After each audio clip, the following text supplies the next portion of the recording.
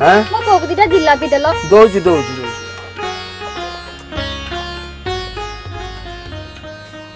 आलो तो पुओ कौन काइला देखा जाउची हां परा मकरा भाई पतला झाड़ा होउची तो बुढ़ियाई कहला काले गरम गरम जलेबी खाई देले भलो हो जबो झाड़ा हां भलो हो जबो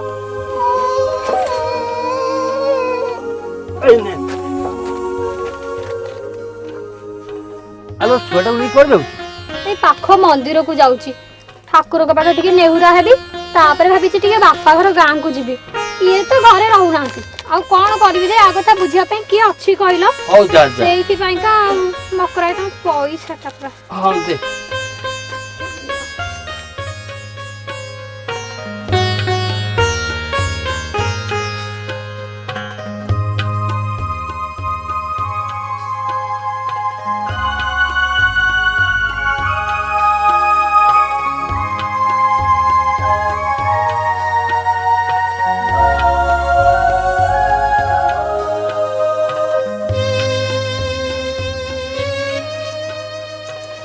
प्रभु मो पुअर झाड़ा टिके भलो कर दियो प्रभु ता बापा 3-4 दिन हलानी कुआडे कामरे जाइछंती जे एपर्यंत ताकर देखा दर्शन नाही घर पाइटी गाई गोरु बिलो बाड़ी सब जंजाल मोरी मुंडरे ता सांग को पुणी हगुरा छुआटा को नहीं केमिति चलिबी प्रभु बापा घर फेरला बेल को मो पुअर देह टिके भलो कर दी था प्रभु बेलपत्री चढ़ीबी प्रभु भलो कर दी था देह टिके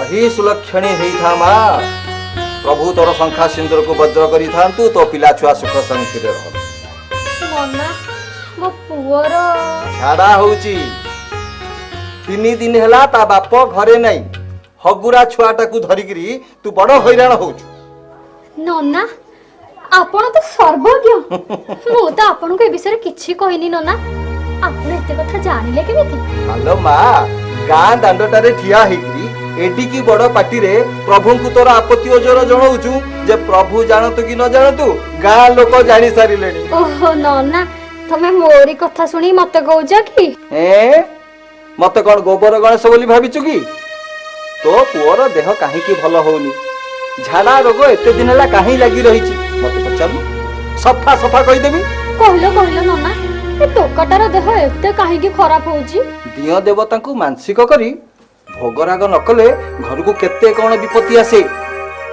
पुओ पई पाला पूजाटे करी दोनु ठाकुर कर एमिति धारुआ ही रहउछु काई कहलु नन्ना मु तो केबे मो पुओ पई पाला खाला जाचिनी या गुरु तो पुओर केबे देह खराब हेई नथिला तो गेरस्त सासू ससुर केबे तो पुओ पई दियो का पाखरे मानसिक करी नथिले ए कथा हलप करी कहि परिबु हालो मा विपद आपद रे पड़िला बेले तमे सब नेहुरा हेई ताकू डाक केते कोन जाच पुणी विपद गले सब भूली जा हेले तम कथा सुनी करी जे ओ करूची तुमको तम विपद आपद रु रक्षा करूची से भूली जीवो कि नहीं से सब बने रखिची तार पाउना से शुद्ध मूलगिरी सब भिड़ी नब ना हेले नन्ना मु कोन करबी कहिलो तुमको नेहुरा होची नन्ना मो पुओ तुमको लागिला जहा पूजा पाठ करबा कथा करो मु सब पाउना दे देबी ओ जमा व्यस्त हना तू तोर जा मु दियो को पाखरे तो पुओ नारे गोटे गुआ बसै दोछि हैला सुविधा सुजोग देखिकरी तू गुआ उठे दो हो नन्ना नन्ना या हा हा अही सुलक्षण हे दावा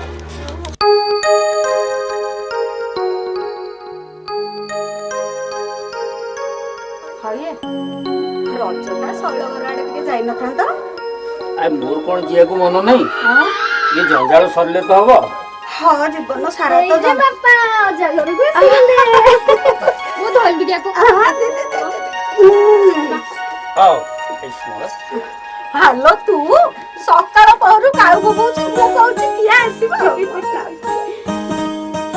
इलो मा ये गदे एमिति काई दुछि ओ बापा 2 दिन हेलानी ताकू झाड़ा होउची जमा तो भलो होउनी पानी भलिया खाली बोही जाउची आ ये तो पुनी 2-3 दिन हेलानी पारे घरे नाहंती आलो आलो छुआटा को शोष होउची ना कोन पानी पी दे रा ला अरे तो जहां पाइली ताको टुकड़ा मुकड़ा करके कली आउ देली पुणी बाटरे आसला बेलू गरम गरम जलेबी दीटा खाया देइथिली आउ सेथरे यदि न कमिबो पुणी भाबिली जाए हम गां डाक्तरखाना रे टिके देखि दिए अयो कि उल्लास टे कुआडे गला कि डाक्तरखाना जाइथांता ये डाक्तरखाना जीवो ये एठी भलो हबो तमे जीवठी धड़ु गुणिया को डाके आनिबो गुड़िया अरे केड़े केड़े बेमार रो तुमको भलो करछि एमति न जानला बिन कोन पचारु छबो हां ना ई टोकाटा को मोर के सोसी साइला ना कोन पूरा निस्तेज देखा जाउछि अरे बाबा अरे माइए झाड़ा जीव ना कोन ए हां झियो को निया से झाड़ा जाऊ सज हेलानी आज तो आउ डाकी हबनी सकाळू घरु डाकी आनी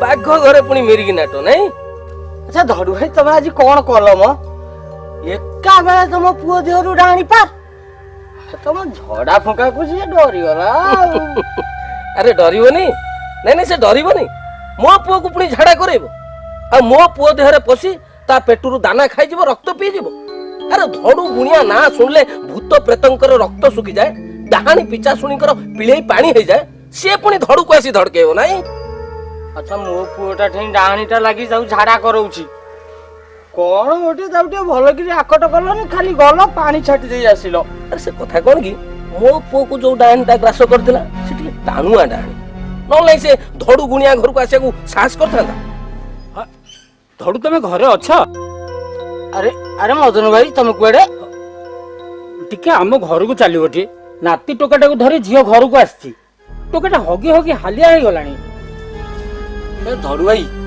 ये भूत प्रेत डाहाणी चिरुकुणी जा हेलेनी तमे जदि टिके आकट न करिवो आम अवस्था पूरा ढिला कर देबे आ ढिला कर देबे नहीं कोन कर ढिला कर देबे काई हमें कोन पिला हे छु रे फिर आज जदि से डाहाणी को जिला पारी न करिछि ताहले मोल्ला साप को माळ करी म बुलिबे हला चल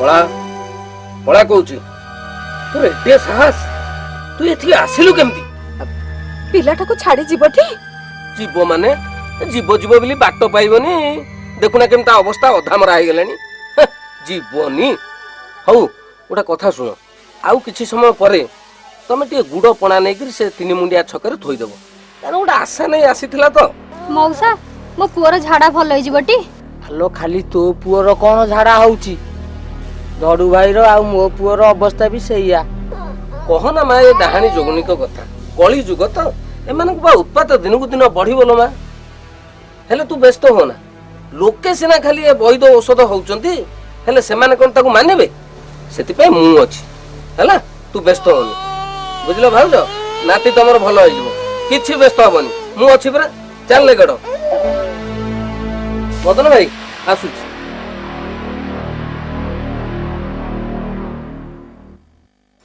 हैदे नियो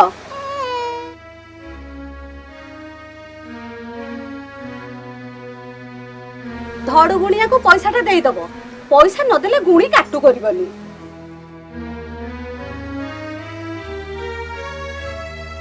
अले मां पानी टिके आनिलु ताको पियाई दबा ता तंती सुखी गलानी ता दे भल हो केमिति ता पे तमे कोन व्यवस्था करछ की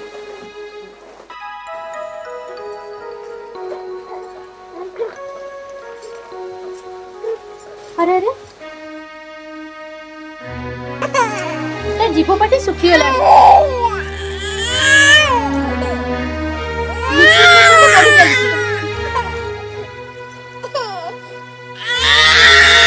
किचड़ा भी आरंभ कर दलानी निको निको भी लागुची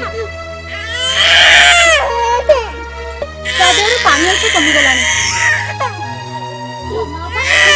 ताले एते हमें कोन करिबा व्यस्त होबार किछि दरकार नै मो पाखरे ओआरएस अछि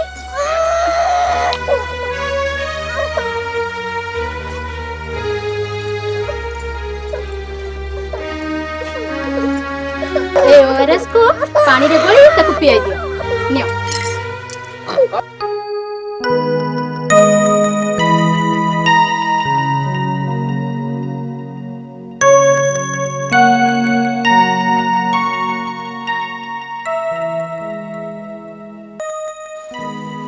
ओआरएस पानी देले पूरा झाड़ा भल होई जीवो। ଝାଡା ତ ଆପେ ଆପେ ଭଲ ହେଇଯିବନି, ତା ପାଇଁ ଔଷଧ ନିହାତି ଦରକାର। ଓଆରଏସ୍ ପାଣି ପିଇଲେ ଜଳ ଶୁଷ୍କତା ହବନି। ଜଳ ଶୁଷ୍କତା ବିପଦଜନକ। ପୁଅର କାଲିଠୁ ଝାଡା ହଉଛି, ଅଥଚ ତାକୁ କିଛି ଚିକିତ୍ସା ନ କରି ତାକୁ ଏମିତି ଘର ଭିତରେ ପକେଇ ରଖିଛ। ସେଇଥିପାଇଁ ତାକୁ ଏଇଠିକି ନେଇକି ଆସିଛି। ଏ ହେଲା ତରଳ ଝାଡା ବା ଡାଇରିଆ, ଯାହାର ଚିକିତ୍ସା ଘରୁ ଆରମ୍ଭ ହେବା କଥା।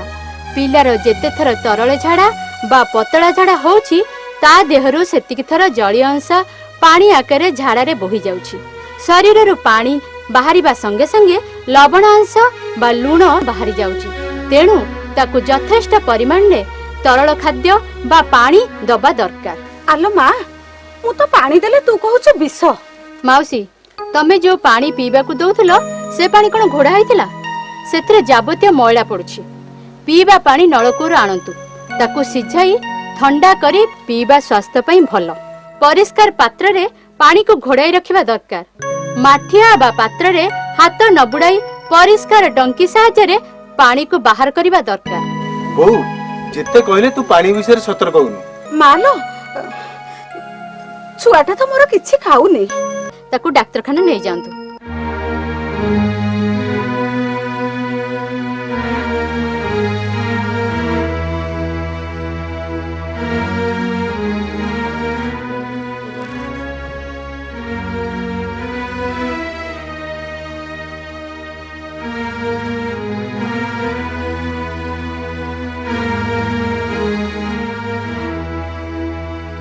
अरे ये छुआर तो डिहाइड्रेशन हो गलानी। ओआरएस पानी पीची? हाँ, 2-3 ग्लास पीची। आउ कौन पीची? ନାଇଁ ସାର୍, ଆଉ କିଛି ପିଇନି। डायरिया बा तरल झाड़ा समय रे जेते तरल पानी दब सेते भल। लेंबू पानी, मिश्री पानी, पैड पानी, घोल दही बा घरे थुआ तोराणी ता छुआ को दियंतु। जदि छुआ माँ क्षीर पीउची ताहले छुआ को मध्य माँ क्षीर दियंतु। गरम जिलापी खाइले काले झाड़ा बंद हो जाए बोली ताको 2टा सेइथिरु देई देइथिली। ए सब भूल धारणा। सेगुडी को खाइले माँ बेसी झाड़ा हबो।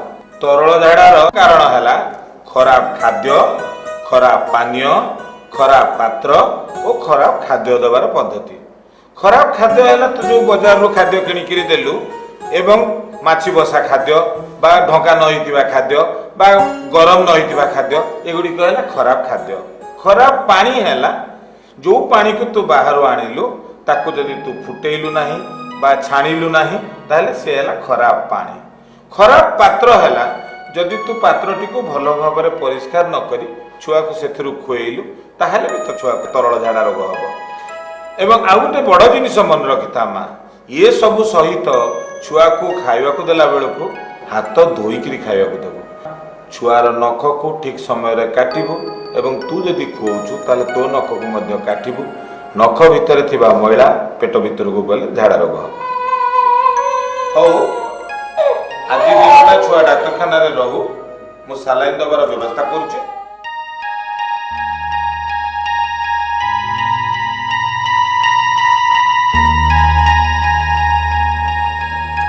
आउ झाड़ा होची? ନାଇଁ ସାର୍, बांती ବାନ୍ତି ବି ନାହିଁ। परिश्रा हेलानी तो ସାର୍ ଏବେ ଏଥର କରିଛି। बस आउ जल शुष्कता नाही, डिहाइड्रेशन नाही। एथर आउ सालाइन दबा दरकार नहीं। आमे ओआरएस दबा।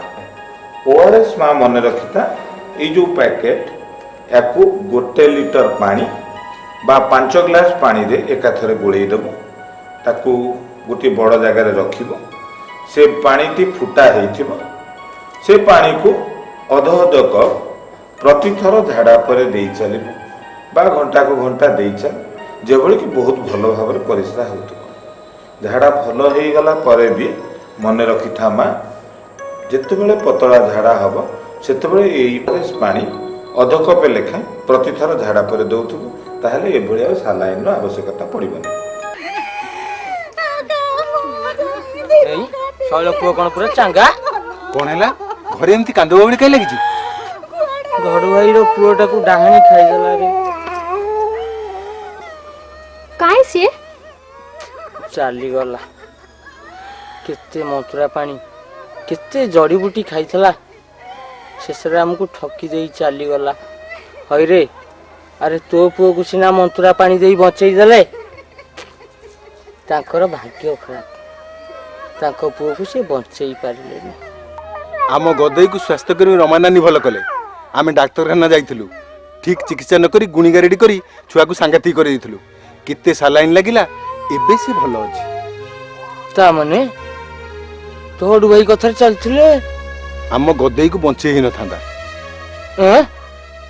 ଆରେ ମୋ ପୁଅ ତ ଘରେ ଧଡୁ ଭାଇର ମନ୍ତୁରା ପାଣି ପିଇକିରି ପଡିଛି।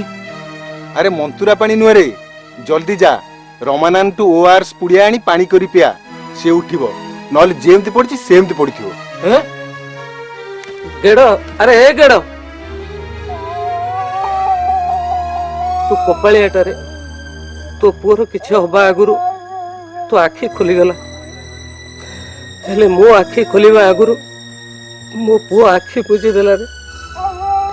ହେ ପ୍ରଭୁ, କେହି କେବେ ମୋ ଭଳିଆ ଅନ୍ଧବିଶ୍ୱାସ ନ କରି ତରଳ ଝାଡ଼ାର ଉପଯୁକ୍ତ ଚିକିତ୍ସା କରନ୍ତୁ। ସମସ୍ତଙ୍କୁ ଏହି ସଦ୍ବୁଦ୍ଧି ଦିଅ ପ୍ରଭୁ, ସମସ୍ତଙ୍କୁ ଏତିକି ସଦ୍ବୁଦ୍ଧି ଦିଅ।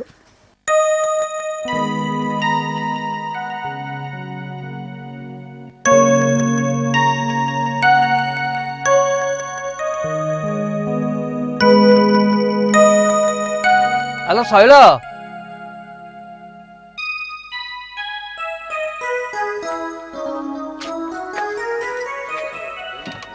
ବାପ ଘରୁ ଫେରିଲୁ? ଆଉ ଛୁଆ ଦେହ ଭଲ ହେଇଗଲା ଟି? ଭଲ ହବନି? ତମେ ପୁରା ଜିଲାପି ଦେଇଥିଲ। ତମ ମାଛି ବସା ଜିଲାପି ଖାଇ ମୋ ଭଣଜା ନୟାନ୍ତ ଡାକ୍ତରଖାନାରେ ସାଲାଇନ୍ ଇଞ୍ଜେକ୍ସନ ଲାଗିଲା। କେତେ ORS ପୁଡ଼ିଆ ପାଣି କରି ତାକୁ ପିଇଲୁ, ତେବେ ଯାଇ ଭଲ ହେଲା ନା। ଯା ହଉ ଭଲ ହେଇଗଲା ତ। ହେଲେ ମକରା ଭାଇ, ତମକୁ ଠାକୁରଙ୍କ ରାଣ, କାହାକୁ ବାସି କି ମାଛି ବସା ଖାଦ୍ୟ ଖାଇବାକୁ ଦବନି। ମଇଳା ପାଣି ବି କାହାକୁ ପିଇବାକୁ ଦବନି। ହଁ, ନହେଲେ ମୁଁ ଡାକ୍ତରଙ୍କୁ କହିଦେବି କହୁଛି। କିଲୋ, ଗଲାବେଳେ ତ ଏତେ କଥା କହୁନଥିଲୁ, ଏସବୁ କଥା କୋଉଠୁ ଶିଖିଲୁ? ମୁଁ ଯୋଉଠୁ ଶିଖିଲି ତମେ କଣ ପାଇବ ଯେ? ହେଲେ ତମେ ମୋ କଥା ରଖିବ ନା ନାଇଁ କହିଲ? ରଖିବିନି? ରଖିବି ନା। ସଫା ମାଠିଆରେ ସଫା ପାଣି ରଖିବି, ଗ୍ଲାସ ସବୁ ସଫା କରି ରଖିବି, ଆଉ ମାଛି ଏ ଦୋକାନ ପାଖ ମାଡ଼ିବେନି ହେଲା। ତମେ ସତ କହୁଛ? ହଁ ସତ କହୁଛି।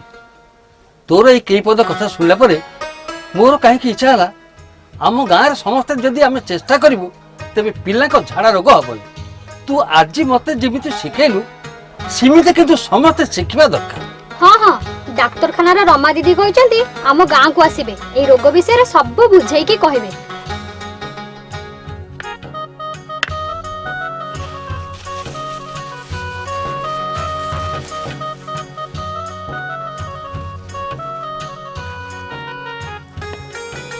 ଆମେ ବୁଝିଲେ ହେଲା।